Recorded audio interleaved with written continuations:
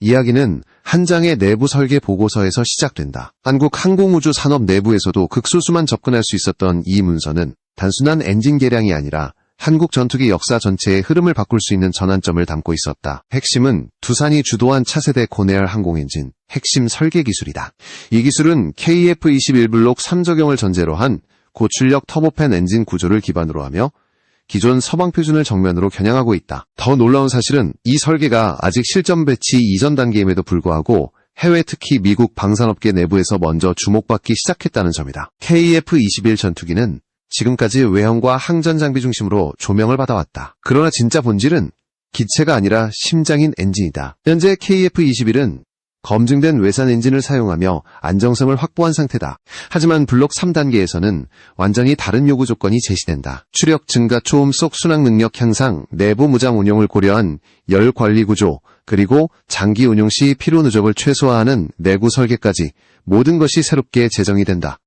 이 조건을 만족시키기 위해서는 기존 라이선스 기반 접근 방식으로는 한계가 명확했다. 두산이 설계에 착수한 차세대 엔진의 핵심 키워드는 내열 온도다. 항공 엔진에서 연소기와 터빈부는 성능을 좌우하는 절대적 영역이다. 연소 온도가 높아질수록 동일한 연료로 더 큰 추력을 낼 수 있지만 동시에 소재 기술의 한계와 정면으로 충돌한다. 이번에 공개된 기술의 중심에는 1650도급 고온 환경을 안정적으로 견디는 신소재와 냉각구조 설계가 있다. 이는 단순히 소재 하나를 바꾼 문제가 아니라 연소 흐름 제어 터빈 블레이드 내부 냉각 채널 구조, 표면 코팅 기술을 하나의 통합 설계로 완성했다는 점에서 의미가 다르다. 이 수치는 숫자 이상의 의미를 가진다. 현재 글로벌 전투기용 고성능 엔진 시장에서 이 수준의 내열 설계는 극히 일부 국가만 접근 가능한 영역이다. 특히 내열 기술은 외부에 공개되지 않는 핵심 군사 기술로 분류되며 동맹국 간에도 공유가 제한되는 경우가 많다. 그런 영역에서 한국 기업이 독자 설계 단계까지 도달했다는 사실은 기술적 성취를 넘어 전략적 메시지를 담고 있다. KF-21 블록 3가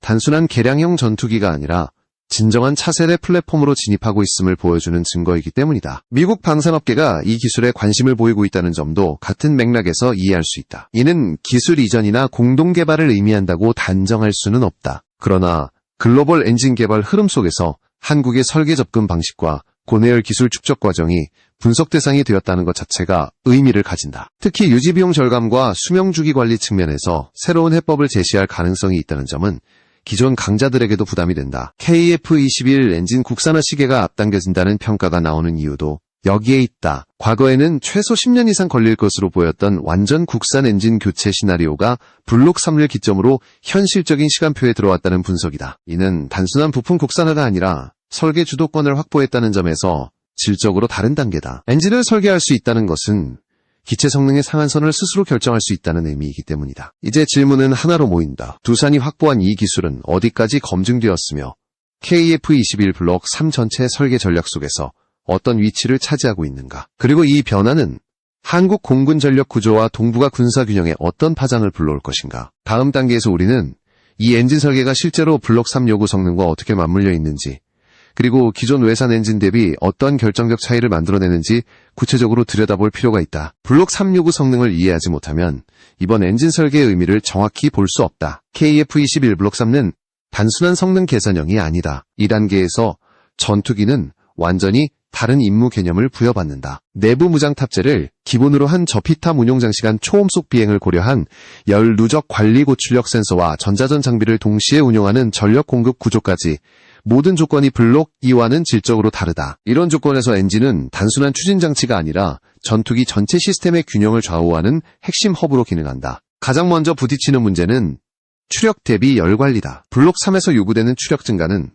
단순히 출력만 키운다고 해결되지 않는다. 추력이 증가하면 연소실 온도는 기하급수적으로 상승하고 터빈 블레이드에 가해지는 열 하중 역시 급격히 커진다. 기존 외산 엔진 구조에서는 안전 기술을 크게 잡아야 했고 이는 곧 성능 한계로 이어졌다. 두산의 설계 접근은 이 지점에서 방향이 다르다. 고온을 피하는 것이 아니라 고온을 전제로 설계하는 방식이다. 1650도금 내열 설계의 핵심은 소재와 구조의 결합이다. 단순히 내열 합금을 적용하는 수준을 넘어 터빈 블레이드 내부 냉각 경로를 완전히 새롭게 재구성했다. 기존 방식은 일정한 냉각 공기를 흘려보내는 구조였다면 이번 설계는 연소 흐름과 블레이드 회전 각도에 따라 냉각 효율이 극대화되도록 미세 채널을 배치한다. 이 방식은 연소 효율을 유지하면서도 터빈 수명을 크게 늘릴 수 있다는 장점이 있다. 여기에 더해 주목해야 할 부분은 열 피로 관리다. 전투기 엔진은 일정한 출력으로만 작동하지 않는다. 급가속, 급감속, 반복적인 고출력 전환이 빈번하게 발생한다. 이 과정에서 금속 내부에는 미세 균열이 축적된다. 두산이 설계 단계에서부터 고려한 것은 이 미세 균열의 성장 속도를 제어하는 구조적 완충 설계다. 이는 단순 성능 경쟁이 아니라 장기 운용 비용과 직결되는 요소다. 블록 3 전투기 운용 개념과의 궁합도 중요하다. 내부 무장 운용은 기체 내부 열 분포에 직접적인 영향을 준다. 무장창 개폐와 내부 공기 흐름 변화는 엔진 흡입 조건에도 영향을 미친다. 기존 외산 엔진은 특정 흡입 조건을 기준으로 최적화되어 있었지만 블록 3는 훨씬 가변적인 환경을 요구한다. 이번 설계는 이러한 가변 흡입 조건을 전제로 한 압축기 단계 설계를 포함하고 있다. 이는 기체 설계와 엔진 설계를 동시에 이해하지 않으면 접근하기 어려운 영역이다. 이 지점에서 국산 설계의 진짜 의미가 드러난다. 외산 엔진을 사용할 경우 기체 설계는 엔진 한계에 맞춰 조정될 수밖에 없다. 그러나 엔진을 직접 설계하면 기체와 엔진을 하나의 시스템으로 최적화할 수 있다. 블록 3에서 요구되는 저피탐 형상 유지와 고출력 운용의 양립은 바로 이 통합 설계 없이는 불가능에 가깝다. 또 하나 간과할 수 없는 요소는 확장성이다. 이번 엔진 설계는 블록 3 전용으로만 고정된 구조가 아니다. 추후 출력 단계 조정이나 무인 전투기 파생형 적용까지 염두에 둔 모듈화 개념이 포함되어 있다. 이는 단일 플랫폼을 넘어 한국 항공 전력 전체의 확장 가능성을 열어주는 설계 철학이다. 이제 관심은 자연스럽게 검증 단계로 옮겨간다. 설계가 아무리 정교해도 실제 시험과 데이터가 뒷받침되지 않으면 의미가 없다. 두산의 고내열 엔진 설계는 어떤 검증 과정을 거치고 있으며 해외에서 주목한 지점은 정확히 어디인가? 다음 단계에서는 이 기술이 어떻게 실험실을 넘어 실제 전력화 단계로 진입하고 있는지 그 흐름을 구체적으로 살펴볼 필요가 있다. 설계가 주목을 받기 시작한 순간부터 해외의 시선은 빠르게 움직였다. 특히 미국 방산업계 내부에서 흘러나온 반응은 단순한 기술 호기심의 차원을 넘어선다. 그들이 주목한 것은 단순히 1650도라는 숫자가 아니라 그 숫자에 도달하는 방식이었다. 기존 강대국 엔진 개발은 막대한 자본과 장기간의 반복 시험을 통해 성능을 끌어올리는 방식이었다면 이번 설계는 비교적 짧은 개발 축적 시간 안에 핵심 구간을 정확히 공략했다는 점에서 분석 대상이 되었다. 미국이 관심을 보인 첫 번째 지점은 연소 안정성이다. 고온 영역으로 갈수록 가장 위험한 요소는 불안정 연소다. 연소실 내부 압력 변동이 커지면 출력 손실은 물론 구조 파손까지 이어질 수 있다. 두산의 설계는 연소 흐름을 단계별로 분산시키는 구조를 통해 압력 진동을 억제하는 방향으로 접근했다. 이는 단순 출력 증대보다 훨씬 난도가 높은 영역이며 실전 운용을 염두에 둔 설계라는 점에서 평가를 받았다. 두 번째는 냉각 효율 대비 손실 최소화다. 고내열 엔진의 가장 큰 딜레마는 냉각을 강화할수록 추력이 줄어든다는 점이다. 냉각 공기를 많이 쓰면 연소에 사용할 공기가 줄어들기 때문이다. 이번 설계는 블레이드 내부 냉각 공기 흐름을 극단적으로 정밀 제어함으로써 동일한 냉각 효과를 더 적은 공기로 달성하는 구조를 채택했다. 이 접근은 고출력과 효율을 동시에 잡으려는 시도로 평가된다. 여기서 중요한 사실 하나가 드러난다. 미국이 관심을 보였다는 것은 곧 이 기술이 기존 서방 엔진 로드맵과 다른 방향성을 갖고 있다는 의미다. 경쟁자가 아니라 변수로 인식되기 시작했다는 뜻이다. 방산기술 세계에서 이는 매우 이례적인 신호다. 특히 엔진 분야는 기존 공급망과 기술 장벽이 극도로 견고한 영역이다. KF-21블록 3엔진 국산화 일정이 앞당겨진다는 분석도 이 흐름 속에서 나온다. 과거 계획에서는 외산 엔진 기반 운용을 장기간 유지하면서 점진적으로 기술을 축적하는 방식이 유력했다. 그러나 이번 설계 성공은 전제를 바꿨다. 핵심 고온 영역을 독자 설계할 수 있다는 것은 엔진 개발에서 가장 높은 장벽을 넘었다는 의미다. 나머지는 시간과 시험의 문제로 전환된다. 이 변화는 한국 공군의 운용 개념에도 직접적인 영향을 미친다. 엔진 국산화는 단순한 자립을 넘어 전시 지속 능력과 직결된다. 부품 공급 통제나 운용 제한에서 자유로워질 수 있기 때문이다. 특히 장기 분쟁 상황에서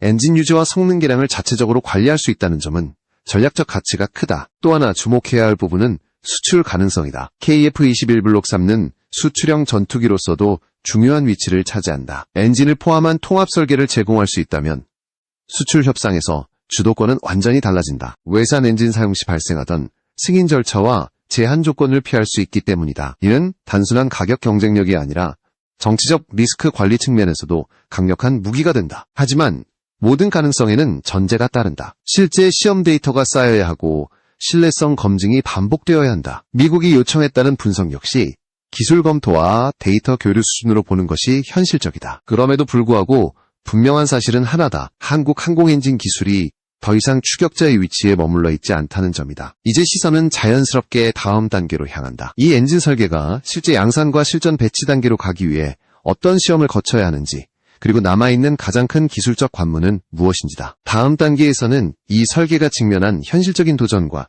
그 돌파 전략을 집중적으로 살펴볼 필요가 있다. 이제 현실적인 장벽을 이야기할 차례다. 어떤 항공엔진도 설계만으로 완성되지 않는다. 진짜 전쟁은 시험 단계에서 시작된다. 특히 1650도급 고온 영역을 전제로 한 엔진은 시험 환경 자체가 기술력을 요구한다. 고온 고압 조건을 안정적으로 재현하지 못하면 설계의 우수성은 증명될 수 없다. 두산이 직면한 가장 큰 도전은 바로 이 시험 인프라 구축과 데이터 축적 단계다. 첫 번째 관문은 지상 연소 시험이다. 연소기 단독 시험은 단순히 불을 붙여보는 수준이 아니다. 실제 비행 조건과 유사한 압력 흐름 온도 변화를 장시간 반복 재현해야 한다. 이 과정에서 연소 불안정 압력 진동 국부 과열 여부가 모두 드러난다. 특히 고온 설계일수록 미세한 불안정이 치명적인 결과로 이어질 수 있다. 두산의 설계가 주목받는 이유 중 하나는 이 초기 시험 단계에서 불안정 징후를 억제하는 구조적 여유를 확보했다는 평가다. 두 번째는 터빈 내구 시험이다. 터빈 블레이드는 엔진에서 가장 혹독한 환경에 놓인다. 고온 고회전 상태에서 수천 시간 이상을 버텨야 한다. 이 단계에서는 소재의 이론적 내열 한계보다 반복 피로에 대한 저항성이 더 중요해진다. 두산 설계의 특징은 블레이드 내부 냉각 구조와 외부 표면 코팅을 함께 최적화했다는 점이다. 이는 단기간 성능보다 장기 신뢰성을 우선한 접근이다. 세 번째 관문은 통합 엔진 시험이다. 연소기 압축기 터빈이 하나의 시스템으로 작동할 때 예기치 못한 상호 간섭이 발생할 수 있다. 압축기 서지 현상, 출력 변동, 진동 문제가 대표적이다. 외산 엔진 개발에서 2단계는 가장 많은 시간이 소요되는 구간으로 알려져 있다. 국산 설계의 장점은 기체 요구 조건을 이미 알고 있다는 점이다. KF-21 블록 3의 비행 프로파일을 전제로 압축기 단계와 흡입 조건을 설계했기 때문에 통합시험에서의 변수는 상대적으로 줄어든다. 여기서 중요한 전략적 선택이 등장한다. 전면적 독자 개발을 고수할 것인가, 아니면 제한적 협력 구조를 병행할 것인가다. 엔진 개발은 기술뿐 아니라 시간과 비용의 싸움이다. 일부 시험 설비나 검증 과정에서 해외 인프라를 활용하는 시나리오도 현실적으로 거론된다. 이는 기술 종속과는 다른 문제다. 핵심 설계 주도권을 유지한 상태에서 검증 속도를 높이는 전략이다. 국산화 시계가 앞당겨진다는 분석은 바로 이 지점에서 나온다. 핵심 고온 영역과 구조 설계를 이미 확보했다는 것은 가장 위험한 구간을 통과했다는 의미다. 남은 단계는 반복 시험과 데이터 축적이다. 이는 시간은 필요하지만 방향성이 흔들릴 가능성은 상대적으로 낮다. 이 변화는 방산 산업 생태계에도 영향을 미친다. 엔진 개발은 단일 기업의 성과로 끝나지 않는다. 소재의 가공 정밀 주조 코팅 기술 시험 장비 등 연관 산업 전반이 함께 성장한다. KF-21 블록 3 엔진을 중심으로 한 기술 축적은 향후 무인 전투기 차세대 수송기까지 이어질 수 있는 기반을 형성한다. 그러나 아직 마지막 고비가 남아있다. 바로 비행시험이다. 실제 하늘에서의 검증은 모든 이론과 지상시험을 압축한 최종 시험장이다. 이 단계에서 드러날 변수는 무엇이며 한국은 어떤 방식으로 이 마지막 관문을 넘으려 하는가. 다음 단계에서는 비행시험과 실전 배치까지의 로드맵, 그리고 그 성공이 가져올 전략적 변화를 집중적으로 살펴본다. 비행시험은 엔진 개발의 최종 심판이다. 지상에서 아무리 완벽해 보였던 설계도 실제 비행 환경에서는 전혀 다른 얼굴을 드러낼 수 있다. 고도 변화에 따른 공기 밀도 차이, 급격한 추력 전환 기동 중 발생하는 비정상 진동은 지상시험으로는 완전히 재현하기 어렵다. KF-21 블록 3용 엔진이 진정한 의미의 전력자산이 되기 위해서는 이 모든 조건을 통과해야 한다. 가장 먼저 검증되는 것은 출력 응답성이다. 전투기 엔진은 파일럿의 입력에 즉각 반응해야 한다. 지연이 발생하면 공중전에서 치명적인 약점이 된다. 고내열 설계는 종종 응답성 저하라는 부작용을 동반한다. 그러나 이번 설계는 연소 안정성을 유지하면서도 가속 구간에서의 응답성을 확보하는 데 초점을 맞췄다. 이는 연료 분사 제어와 압축기 단계 설계의 균형을 세밀하게 맞췄다는 의미다. 두 번째는 고온 지속 운용 능력이다. 블록 3의 핵심 임무 중 하나는 장시간 고출력 운용이다. 초음속 순환 구간에서 엔진은 극한의 열 하중을 지속적으로 받는다. 이때 중요한 것은 최고 온도가 아니라 온도를 얼마나 안정적으로 유지하느냐다. 급격한 온도 변동은 구조적 피로를 가속시킨다. 두산 설계의 강점은 고온 영역에서도 온도 분포를 균일하게 유지하도록 설계되었다는 점이다. 세 번째는 비상상황 대응 능력이다. 전투기는 항상 최악의 상황을 가정해야 한다. 일부 구성 요소 손상, 흡입 공기, 왜곡, 외부 충격 상황에서도 엔진이 치명적인 고장을 일으키지 않아야 한다. 이 단계에서 검증되는 것은 설계의 여유도다. 단순히 정상 상태에서 잘 작동하는 것이 아니라 비정상 상황에서도 안전하게 출력 저하를 관리할 수 있는지가 관건이다. 비행시험 데이터가 쌓이기 시작하면 국산화 일정은 현실적인 궤도에 오른다. 이 시점부터는 기술적 성공보다 정책적 결단이 더 중요해진다. 외산 엔진과 병행 운용을 언제까지 유지할 것인가, 어느 시점에서 전환할 것인가에 대한 판단이다. 이는 군 운용자, 방산, 당국 산업계 모두의 이해관계가 맞물린 문제다. 그러나 전략적 관점에서 방향은 명확하다. 엔진 주권을 확보한 전투기는 완전히 다른 자산이 된다. 성능 개량, 일정 무장, 통합 전략, 수출 조건까지 모두 자율적으로 결정할 수 있다. KF-21 블록 3는 그 전환점에 서 있다. 이번 엔진 설계는 단순한 기술 개발이 아니라 선택의 폭을 넓히는 카드다. 이 변화는 주변국에도 신호를 보낸다. 한국이 더 이상 외부 기술에 의존해 전투기를 운용하는 단계에 머물지 않겠다는 메시지다. 특히 동북아 지역에서 항공전력은 군사균형의 핵심이다. 엔진 국산화는 단기간에 눈에 띄는 숫자로 드러나지 않지만 장기적으로는 결정적인 차이를 만든다. 이제 마지막으로 남은 질문은 하나다. 이 모든 변화가 실제로 어떤 전략적 파급 효과를 가져올 것인가? KF-21 블록 3화 국산 엔진의 결합은 한국 군사 전략과 방산 수출 지형을 어떻게 재편할 것인가? 다음 단계에서는 이 질문에 대한 답을 종합적으로 정리하고 이제 전체 흐름을 하나의 전략으로 묶을 시간이다. KF-21 블록 3화 국산 엔진의 결합은 단일 무기체계의 완성을 넘어 한국 군사 전략의 성격 자체를 바꾸는 사건이다. 전투기 성능을 결정하는 마지막 주도권이 외부가 아니라 내부로 이동하고 있다는 점에서 이 변화는 질적으로 다르다. 엔진을 설계하고 개량할 수 있다는 것은 전투기의 미래를 스스로 설계할 수 있다는 의미다. 가장 먼저 나타나는 변화는 전력 운용의 자율성이다. 전시 상황에서 엔진 부품 수급과 성능 제한은 전투기 가동률을 직접적으로 좌우한다. 국산 엔진 체계가 자리 잡으면 운용 제한은 크게 줄어든다. 성능 개량 주기 역시 외부 일정에 맞출 필요가 없어진다. 이는 단순한 편의성이 아니라 전력 지속성의 문제다. 두 번째 변화는 기술 축적의 속도다. 엔진은 항공기술의 집약체다. 고온 소재, 연소 제어, 회전 기계 정밀 가공 기술은 군용 항공기뿐 아니라 민항기, 무인기, 우주 발사체까지 연결된다. KF-21 블록 3 엔진 개발을 통해 축적되는 데이터는 단일 사업으로 끝나지 않는다. 한국 항공기술의 다음 세대를 준비하는 기반이 된다. 세 번째는 방산 수출 지형의 변화다. 엔진을 포함한 통합 패키지를 제시할 수 있는 전투기는 협상 구조 자체가 다르다. 외부 승인 절차와 정치적 제약이 줄어들면 구매국 입장에서는 훨씬 매력적인 선택지가 된다. 이는 단가 경쟁을 넘어 전략적 신뢰를 제공하는 요소다. KF-21 블록 3는 이 지점에서 독자적인 위치를 확보할 가능성을 갖는다. 주변국의 시선도 달라질 수밖에 없다. 항공 전력에서 엔진 주권은 곧 기술 주권이다. 한국이 이 영역에서 독자 설계 능력을 확보했다는 신호는 단기간에 수치로 드러나지 않더라도 장기적인 군사 균형에는 분명한 영향을 미친다. 이는 억지력의 성격을 바꾸는 요소다. 물론 현실적인 과제는 남아있다. 반복 시험과 신뢰성 검증은 시간을 요구한다. 정책적 결단과 예산 지속성 역시 중요하다. 그러나 방향성은 분명하다. KF-21 블록 3엔진 국산화는 더 이상 이상적인 목표가 아니라 실현 가능한 전략으로 이동했다. 이번 설계 성공은 시작에 가깝다. 엔진 교체 국산화 시계가 앞당겨졌다는 평가는 단순한 기대가 아니라 축적된 기술과 데이터에 기반한 판단이다. 한국은 이제 전투기 심장을 스스로 설계하고 진화시킬 수 있는 문턱에 서 있다. 이 변화가 가져올 파장은 앞으로 수년간 점점 더 선명해질